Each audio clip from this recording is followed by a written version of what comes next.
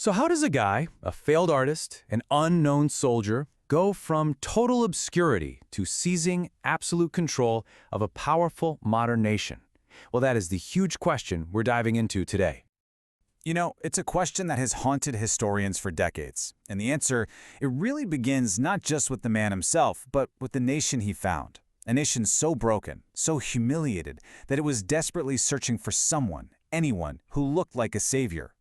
To really get a grip on this fatal attraction, we have to go right back to the source of all the pain, the deep open wounds of post-World War I Germany. Before the war, you have to remember, Germany was an absolute industrial powerhouse, second only to the United States. But then, boom, the defeat in 1918 brought the entire country to its knees. Just imagine this for a second. You're being told every day that you're winning a war, and then, suddenly, you've lost. The shock was just immense. So this dangerous stab in the back myth, it offered an easy answer. It wasn't our army that failed. No, it was traitors at home. It was a total lie, but it was a comforting one that let people preserve the honor of the military. And then, to add insult to injury, came the Treaty of Versailles. That infamous war guilt clause basically forced Germany to accept all the blame for the war. For most Germans, this wasn't just a treaty, it was a profound national humiliation. The once mighty German military was just gutted, slashed down to a mere 100,000 men. It was like a symbolic castration of their national pride, you know? That, combined with these crippling reparation payments, created this deep, lasting resentment that just festered for years. And into this absolute chaos stepped a man who, until this point, was a complete and utter nobody. Adolf Hitler.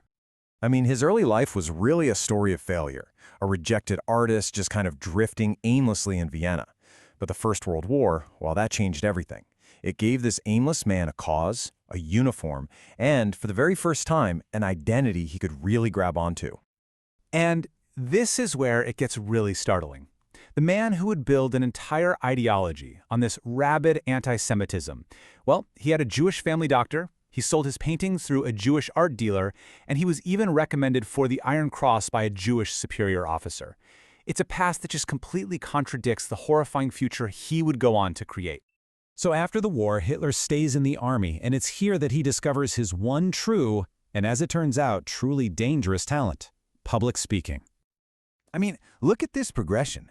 He goes from being an army spy, just keeping an eye on this tiny political group, to completely taking it over. He rebrands the whole thing, and just through the sheer force of his rhetoric, transforms it into a growing movement, pulling in a circle of very loyal and very dangerous followers. And just look at who he attracted. A war hero like Goering, an eccentric patriot like Himmler, an intellectual propagandist like Goebbels. Each of them was drawn to Hitler, believing he was the one man who could finally articulate their rage and restore Germany's greatness. So by 1923, Hitler is feeling it. His moment has arrived. He gets inspired by Mussolini's March on Rome and decides to gamble everything on a single violent stroke, an armed coup to seize power in Munich. But in reality, it was a total fiasco, a complete disaster. The army wanted nothing to do with him, the police opened fire, and his so-called revolution was crushed in hours. It's a stark reminder of the huge gap between his ambition and his actual power at the time.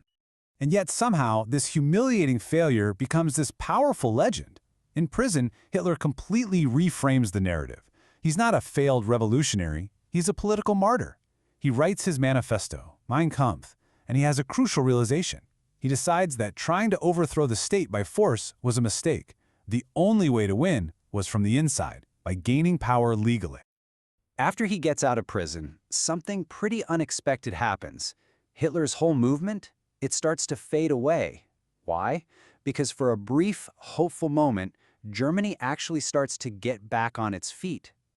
Yeah, between about 1924 and 1928, American loans start flowing in, and the German economy stabilizes. Things were actually looking up, unemployment was down, and the Nazis became a fringe party again. Their message of hate just wasn't landing in a time of growing optimism. But then, you know the saying they had at the time? New York sneezed and Germany nearly died of influenza. In 1929, an economic earthquake hit Wall Street, and the shockwaves were about to seal Germany's fate for good. Those American loans, the lifeblood of Germany's recovery, they just vanished overnight. The economy totally collapsed. I mean, look at this graph. Unemployment didn't just rise, it skyrocketed, plunging the nation back into a despair that was even deeper than before. And that right there, that's the crucial takeaway. The economic crisis didn't create Hitler, but it created the perfect conditions for him. It found a man who was ready to exploit the chaos and a desperate nation that, having ignored him in the good times, was now tragically willing to listen.